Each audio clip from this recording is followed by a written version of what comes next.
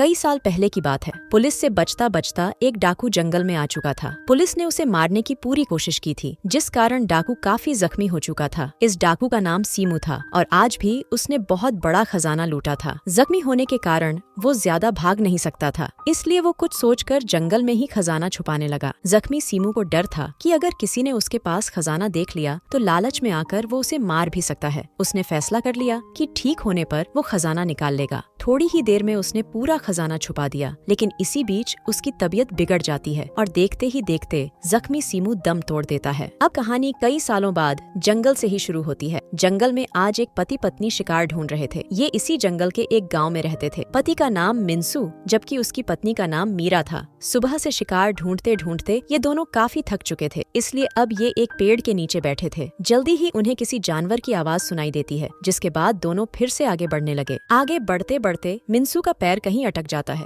वो जब नीचे देखता है तो बहुत सारी कीमती चीजें नजर आती हैं। दोनों के हाथ खजाना लग चुका था। दोनों जल्दी जल्दी उसे उठाकर अपने घर की तरफ चले जाते हैं। वैसे ये वही खजाना था जिसे छुपाकर सीमू मर गया था। सीमू की आत्मा आज भी जंगल में भटक रही थी और वो अपने खजाने की रखवाली भी करता था। उसने देख लिया था कि मिन्सू और मीरा ने उसका खजाना चुरा लिया है। कुछ देर बाद मिन्सू अपने दोस्तों के साथ बैठा दारू पी रहा था। खजाना मिलने की खुशी में आज उसने पार्टी दी थी। दारू पीते पीते वो अपने दोस्तों को बताता है, मुझे आज जंगल में खजाना मिला है और मैं ये पार्टी उसी की खुशी में दे रहा हूँ। उसकी बात सुनकर उसके दोनों दोस्त हैरान हो गए। वो उससे पूछने लगे कि तुम्हें खजाना किस जगह मिला था। मिन्सू उन्हें उसी जगह का पता बताता है, यहाँ उसे खजाना मिला था। अब मिन्सू के दोस्तों ने फैसला कर लिया कि वो भी कल खजाना ढूंढेंगे। दूसरी तरफ प्यासी मीरा मिन्सू का इंतजार कर रही थी। उसे इस वक्त अपनी गुफा में डंडा चाहिए था और जल्दी ही मिन्सू उसके पास आ जाता है। वो आते ही उस पर टूट पड़ा और उसने उसकी गुफा में डंडा डाल दिया। अगले दिन मिन्सू के दोस्त भी जंगल में आकर खजाना ढूंढने लगे। जब उन्हें खजाना नहीं मिला तो वो उसी जगह के आसपास खजाना ढूंढने लगे। यहाँ मिन्सू को खजाना मिला था। कुछ ही देर बाद मिन्सू के दोस्तों को भी खजाना मिल गया, जिसके बाद वो भी उसे लेकर वहाँ से चले जाते हैं। सीमू ने अपना बड़ा सा खजाना अलग अलग जगहों पर छुपाया था ताकि जल्दी किसी के हाथ सारा खजाना ना लगे। अब पूरे गाँव में ये बात आग की तरह फैल गई कि जंगल में खजाना छुपा है। अब सुबह होते ही गाँव वाले जंगल में जाते और खजाना ढूंढ कर ही वापस आते। पूरा गांव खुश था क्योंकि उनके हाथ खजाना लग चुका था। अब रोज रात को पार्टी होने लगी थी क्योंकि अब सभी अमीर जो बन गए थे। ऐसे ही एक दिन सीमू का भूत मिन्सू के दोस्तों के सामने आकर कहता है कि मैं खजाने का भूत हूँ, अगर तुमने मेरा खजाना नहीं लौटाया तो मैं पूरे गांव को मार दूंगा। उसकी बात सुनकर मिन्सू के दोस्त बेहद डर गए और खजाना वापस करने का वादा कर वहाँ से भाग गए। कुछ देर बाद सीमू का भूत एक और घर में आकर खजाना वापस करने को कहता है। अगले दिन गाँव वाले खजाना वापस करने लगे और साथ ही साथ सीमू के भूत से माफी भी मांगने लगे। एक लड़की खजाना रखकर कहती है, भूत जी माफ करना, मैं तो सिर्फ ट्रेडमिल खरीदना चाहती थी। इतना कहकर वो भी वहाँ से चली जाती है। पूरे गांव ने खजाना वापस कर दिया था, बस मिन्सू और मीरा ने खजाना वापस नहीं किया था। सीमू का भूत उनके सामने आकर उन्हें भी खजाना लौटाने को कहता है, मगर इन दोनों को भूतों पर यकीन नहीं था। दोनों पति पत्नी सीमू को जादूगर समझते हैं और उसकी बात को अनसुना कर देते हैं। अगले दिन जंगल में फिमो नाम का शहरी लड़का नजर आता है। फिमो अपनी प्रेमिका किम के साथ जंगल में आया था। दोनों ने रहने का इंतजाम तो पास वाले कैबिन में किया था, लेकिन आज की रात ये दोनों जंगल में ही बिताने वाले थे। अगले दिन दोनों अपने कैबिन में भी आ चुके थे, जो जंगल में ही बना हुआ था। दोनों जंगल प्रेमी थे और पेड़ पौधों की पूजा करते थे। फिमो को तस्वीरें खींचने का भी शौक था और वो खूबसूरत नजारों की तस्वीरें खींचता था। वैसे मीरा का घर भी कैबिन के पास ही था और वो फिमो को देख लेती है। कुछ देर बाद फिमो को जंगल में मिन्सू नजर आता है। वो उसे अपने बारे में बताकर उससे झरने के बारे में पूछता है। फिमो झरने की तस्वीर लेना चाहता था। मिन्सू उसे झरने का पता बताकर अपने घर की तरफ चल पड़ता है। घर आकर वो मीरा को फिमो के बारे में बताता है कि कैबिन में शहरी लोग आए हैं। थोड़ी ही देर बाद रात हो गई। फिमो रास्ता भटक कर उसी जगह आ गया, यहाँ सीमू ने खजाना छुपाया था। फिमो एक पेड़ के पास आकर प्रार्थना करने लगा कि मुझे रास्ता दिखाओ। उसकी आवाज सुनकर सीमू उसके सामने आता है। सीमू को सामने देखकर पहले तो फिमो डर गया, लेकिन जल्दी ही वो खुद को संभाल लेता है। फिमो की प्रार्थना सुनकर सीमू को वो नेक दिल लगा।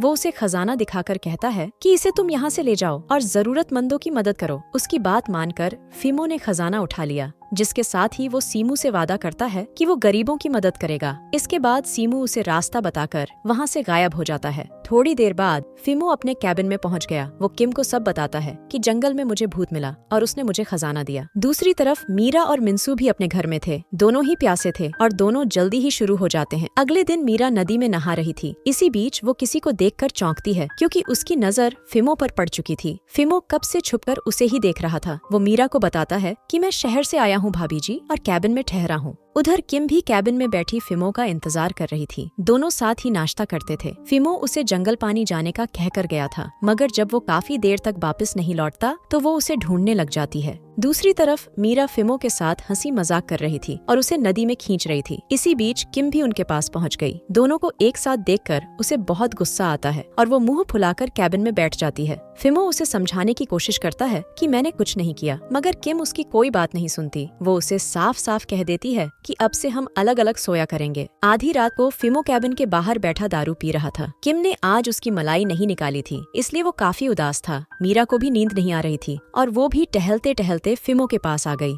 मीरा के बदन में भी आग लगी हुई थी। वो फिमो से कहती है कि देखो तुम्हारी गांव वाली भाभी तुम्हारे पास आई है, मगर फिमो उसकी तरफ ज्यादा ध्यान नहीं देता और लगातार दारू पीता रहता है। मीरा उसे रिझाने के लिए उसकी तारीफ करती है, उसके डंडे को हाथ लगाती है, लेकिन फिमो कुछ नहीं बोलता। दरअसल मीरा और मिंसू चोर थे। कैबिन में जब भी कोई शहरी आदमी आता तो मीरा पहले उससे बातें करती और फिर मौका देखकर उसे लूट लेती। आज भी वो फिमो से जानबूझकर गर्मा गर्म बातें कर रही थी ताकि मौका मिलते ही उसे लूट सके। आखिर में जब फिमो उसकी तरफ जरा भी ध्यान नहीं देता तो वो उसे कमरे तक छोड़ने चली जाती है। शराब का नशा फिमो पर चढ़ने लगा था और वो मीरा को ही किम समझने लगा था। जल्दी ही दोनों कमरे में आकर एक दूसरे पर टूट पड़ते हैं। किम मुंह फुलाकर दूसरे कमरे में सो रही थी, जबकि मीरा और फिमो इस मौके का पूरा फायदा उठा रहे थे। कुछ देर बाद जब फिमो की मलाई निकल गई तो वो सो जाता है। उसके सोते ही मीरा जल्दी जल्दी कमरे की तलाशी लेने लगी और जल्दी ही उसके हाथ खजाना लग जाता है। ये वही खजाना था जो सीमू ने फिमो को दिया था। खजाना चुराकर मीरा जल्दी ही मिंसू के पास पहुंच गई। वो उसे सब बताती है कि ये मेरी गुफा की कमाई है, जिसके बाद दोनों सो जाते हैं। अगले दिन फिमो को सब पता चल गया कि मीरा ने उसका खजाना चुराया है। वो सारी बात किम को बताकर उससे माफी भी मांगता है। किम भी समझ गई कि सारी गलती शराब के कारण हुई है, इसलिए वो भी फिमो को माफ कर देती है। अब दोनों योजना बनाने लगे कि कैसे खजाना वापस पाया जाए। उधर मीरा और मिंसू भागने की तैयारी कर रहे थे। दोनों के पास पहले से खजाना था और अब फिमो का खजाना भी मिल चुका था। दोनों अब जल्दी जल्दी जंगल से दूर जाना चाहते थे।